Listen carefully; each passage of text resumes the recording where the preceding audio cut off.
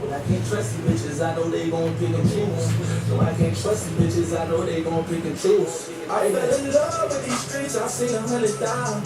Such a fucking bad bitches, I was running wild. I just pray Bobby forgive me, ain't see my son in a while. I go and pick him up from school to see him fucking smile. Somebody save me, save me. Trying to please a bitch, it almost drove me crazy. I was breaking bread with niggas that was shady. Oftentimes the first thing that happens after a disaster is people go through and clean out their closets, or they donate all the clothes that they've been holding on to for the time that they were going to donate. So we've been sorting clothes. There's some toys that were potentially useful. They just need to be really well cleaned before they can be handed out. We've been doing mold remediation. That's what the sprayer is for. And then over here, canned food, cleaning supplies, crackers, dog food. There's toilet paper, baby wipes, more dog food, dogs. These are MREs, civilian shelf-stable MREs. Here, I'll get that. All right, so these are the civilian MREs, which have chili mac, Vienna sausages, pudding, cookies and chips and a Rice Krispie treat, 3 fruit cups, a handy wipe, Pop-Tarts, raisins, those are good for iron and blood sugar, cinnamon graham crackers, cereal, and milk. And that is from Serve the People, and this is from the Red Cross.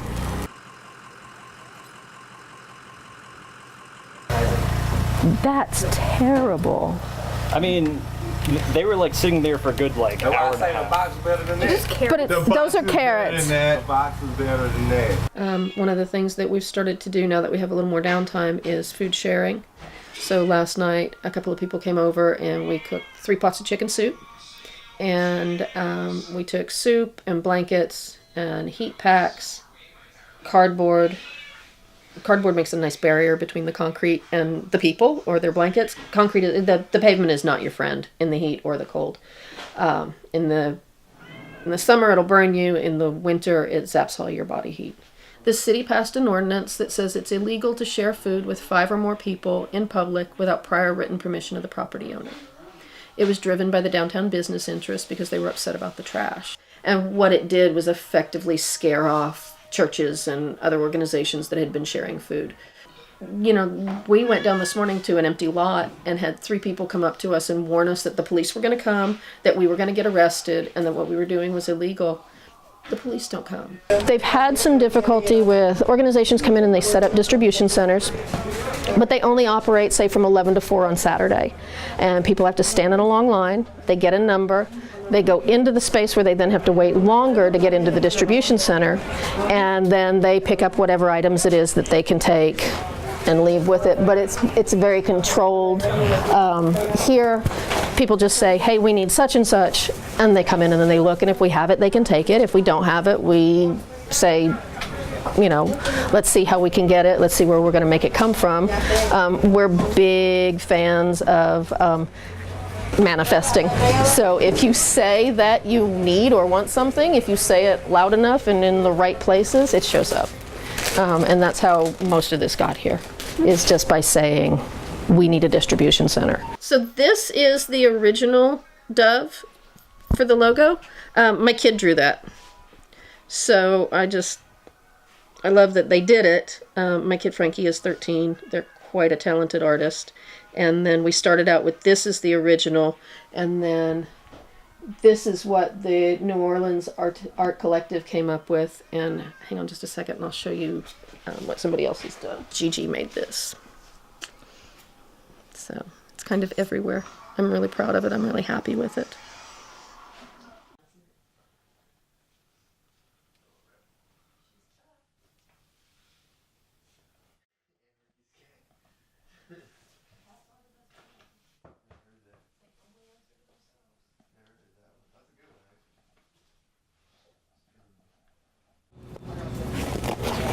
I was volunteering at Food Not Bombs at the time. And I'd been doing home health, and I was familiar with going from place to place and situation to situation, but I wanted to be able to provide better care for the homeless folks that were coming out to eat. And then the night that the fella showed up and said, "Hey, can I talk to you a minute?"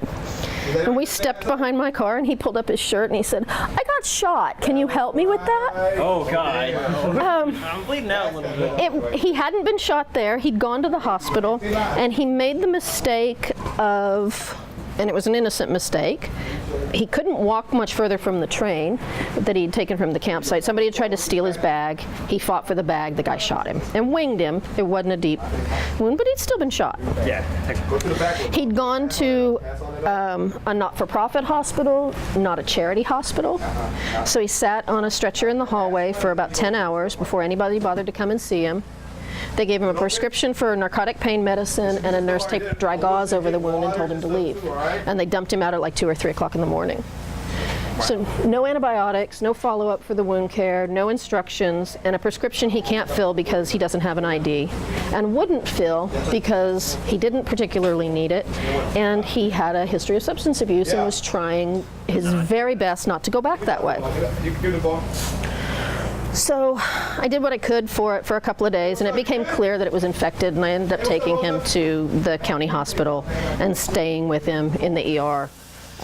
There's a thing called accompaniment, where you accompany people who need care. I like to put the Band-Aids on the wounds that later fall off, or just be basically, I'm a nurse at heart. So doing the work that I was taught to do and is part of who I am gives me... Speaking of which, should this be swelling up that bad? No, it should not. Did you bang it? What did you do? Just that cut. Did you cut it back open again? I don't think so. That doesn't look good. I don't think there's a sink in the bathroom anymore. There's a shower. Let's wash that with soap and water. Sorry. Yeah, I did that a minute ago, and there's white pus. There was. Okay, so it's got an abscess, so you need to go ahead and rinse that off. That needs to be looked at. It's probably got a staph infection. Okay, that's okay. I can make it to the house, I think. Well, it doesn't have to be looked at right this minute. Right. That's an animal bite? No, it's a scratch. Who did that? A cat. Oh, honey, you need to get that looked at Okay. today. That could be Catscratch fever, and that's a bad infection. That's not just going to be staph. Yeah. I didn't know cats gave fevers. All right, so that's a Catscratch. Yeah. And we're not going to play with a Catscratch. Yeah, it is a tiny little thing, and sometimes a tiny little thing can end up being your entire hand. I don't like that. Okay. All right, my nosy personal mom thing. Do you have money for an urgent care? Okay, I do. Okay, let's go find you an urgent care.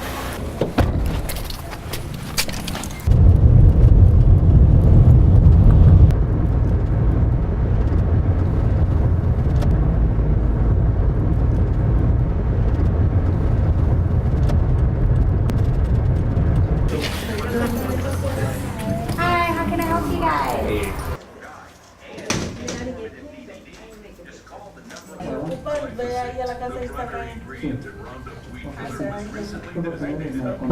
My understanding is that in the Georgia Brown Red Cross shelter, it was divided into dorms, and the police who enforced all the Red Cross rules were often heard to refer to the dorms as cell blocks. And the more folks who were on the higher end of the socioeconomic scale, the more of them that moved out of the shelter, the fewer services were available in the shelter for people who had been homeless before the storm. And it showed in the way that they were being treated. 3 days before the Red Cross closed the shelter at NRG, they pulled out the laundry facilities. And a couple of days after that, they pulled out the showers. And when that location closed, they opened a location off of Fannin on the south side of 610, more in a warehouse district. And it was a warehouse. It was a HCC warehouse that they cleaned out the day they moved people in. They put 800 people in a warehouse that's not meant to house people. We got to look inside, and it was just bed after, and not a bed, cot, just cot after cot after cot after cot. But there was no privacy. There were no flush toilets. They had porta cans. There were no hand washing facilities. inside the thing. There were no laundry facilities, and the showers were located outside. And everybody that we saw that we would talk to were developing productive coughs, upper respiratory infections. The curfew at George R. Brown was midnight, and so people the first couple of nights that the new shelter was open were showing up at 10:30 and 11:30, thinking they had plenty of time to get into the shelter, and finding out the curfew had been changed to 10 p.m. So the first night the new shelter was open, they locked out 20 people, including a 9-month-old and a 14-month-old. So we stood there and argued and filmed, and everyone was allowed in that night, except for one young man who had a beer in his hand.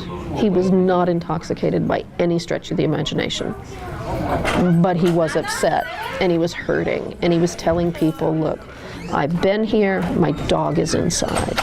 My dog's been inside for 4 hours without me. They won't let me go inside because they say I'm late. I was 5 minutes late. They won't let me in. And a volunteer came out to talk to people. She got aggressive with some of us when she realized we were filming. And we were threatened with arrest if we didn't stop filming. So the Red Cross volunteer is talking to the police, who are then talking to the people, and she's telling them, look, if you all just calm down, and calm down. When you say calm down to agitated folks, it doesn't work. But they're all doing their best. And this young man is saying, look, this is what's going on, and I'm not happy about it. And one of our medics overheard her say to the cop, I don't want him inside. It's about 12:30. The lights are all off. The lights are off in the car. A Suburban pulls up, police Suburban pulls up, and about 8 cops walk this young man out to the Suburban, and they put him in the back seat. So we asked the cops, what's he being arrested for? And 4 of them put their arms up like this and shrug their shoulders and walk back inside without answering. And one of them finally turns around and says, he's not being arrested, he's going to the sobering center. If you're in the Red Cross shelter and you were escorted from the property by the police for any reason, they remove your armband and you are no longer allowed back in the shelter. It was her way of getting rid of him. So what happened to his dog? I have no idea. The dog probably went to a shelter. But that's the way the Red Cross and the volunteers, some of the volunteers behaved toward the folks that they were supposed to be here helping.